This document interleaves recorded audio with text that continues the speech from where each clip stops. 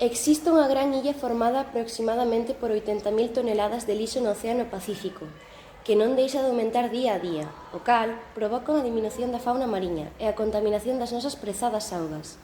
A auga é o corazón da terra, coida, cada gota é valiosa.